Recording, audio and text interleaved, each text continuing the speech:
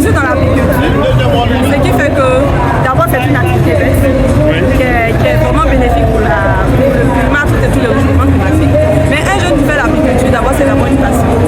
Il est passionné par ça. Et lorsque vous avez n'importe quoi avec 25 minutes, vous s'en sortez facilement à la récolte avec une histoire de 2 millions. Avec 2 millions. Avec combien de Un chiffre d'affaires de 2 millions, de 25 millions. Je suis très heureux de voir ce que vous faites. Je voudrais déjà savoir d'où provient le miel que vous êtes en train d'exposer ici au Salon international d'agriculture de Côte d'Ivoire. Merci monsieur. Moi je m'appelle l'applicateur berger. Je suis le président de cette coopérative qu'on appelle EMEB. Oui. Et elle, c'est madame Sophia Mélanie. Voilà.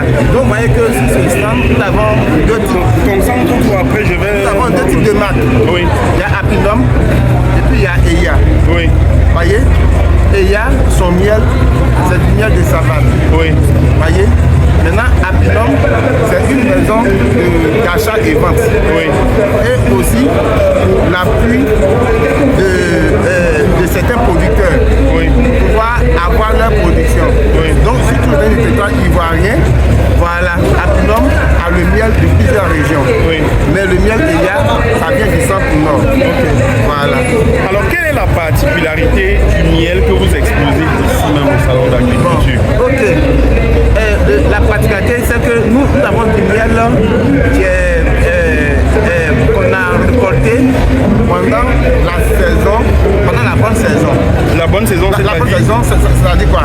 Ça dit où il y a à la fin de la mielée. Oui. Après de là, vous avez du miel bien clair comme cela. Oui. Et ce miel-là, c'est le miel tout fleur, mais dominé par les fleurs de l'anacadie. Ok. C'est ça dans une zone où nous avons notre berger est couvert de 70% d'anacadie. Ok. Voyez. Ça veut dire que ce miel-là, vous l'avez étiqueté comme miel d'anacadier? Non, nous avons étiqueté comme miel de savane. Ah, miel de savane. De la savane plutôt, effectivement. Mais pourquoi ne pas l'étiqueter miel d'anacadier, puisque dans la zone où vous produisez cela, vous avez une forte propension des arbres d'anacadier? Effectivement, on pourrait bien baptiser ce miel, le miel d'anacadier. Oui. Mais sachant très bien que c'est pas 100% de l'anacadier comme ce que l'Europe le fait. Oui. Parce que l'Europe, vous allez voir qu'il y a au moins un cultivateur qui a des milliers de sémelles de voilà. Donc là, on peut plus bâtir comme ça. Mais nous allons dire que c'est du miel d'anacadier. Maintenant, si arrivé là-bas, il faut demander qu'il va dire que c'est pas 100% d'anacadier. Vous voyez. Donc il est mieux que si vous posez la question, on explique. Mais on sait très bien que c'est dominé par la fleur dans l'anacadie. Oui. Mais est-ce que le secteur apicole est vraiment en plein essor ici en Côte d'Ivoire? Bon, je peux dire que c'est maintenant que nous, apiculteurs, nous avons commencé à nous organiser pour pouvoir aussi atteindre la cheptelle pour mieux organiser la filière. Oui. Puisque vous venez du Cameroun, c'est ça. Je ne sais pas si la part de miel est certifiée. Oui, il y a des miels, il y a des serviles, des miels certifiés.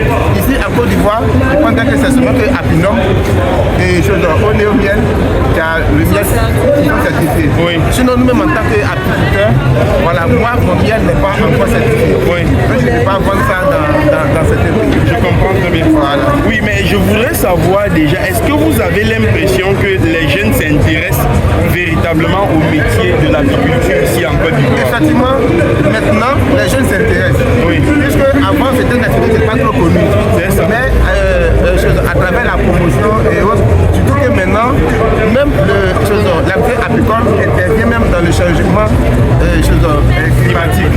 Ce sont des activités qui améliorent aussi l'environnement et aussi dans l'agriculture. Vous voyez, en faisant l'apiculture dans un berger, voilà, ça multiplie aussi la production. Donc tout ça, c'est ce qui fait que maintenant, la jeunesse commence à s'intéresser. Sachant très bien que aussi, c'est une activité génératrice de revenus. Mais lorsque vous parlez d'activité génératrice de revenus, est-ce que véritablement quelqu'un peut se lancer dans ce secteur et de tirer son épingle du jeu?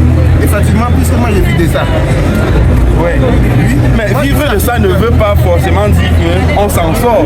Est-ce qu'on peut se lancer? Est-ce que vous confirmez qu'un jeune qui se lance dans le secteur apicole peut véritablement bien gagner sa vie? Il peut véritablement bien. Étant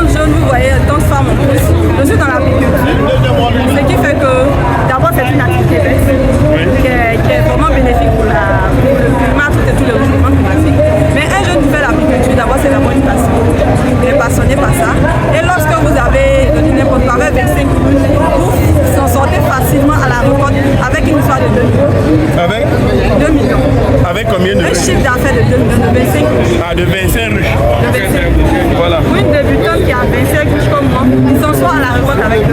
Donc c'est une activité vraiment qui nourrit son homme comme Tout en sachant que vous ne nourrissez pas les abeilles. pas du tout, ce sont des aspects. Elles travaillent pour nous. Voilà. L'investissement ici en Côte d'Ivoire, c'est cela que les débuts. Oui. Payer les riches, payer les petits matériels de C'est la suivi. première année. Voilà, c'est tout. Oui. Après Après ça, la première ce que année. vous pouvez faire, c'est seulement que pour payer seulement que des riches pour construire le cheptel. C'est ça. Sinon, on ne les nourrit pas ici. Voilà, on n'apporte pas de.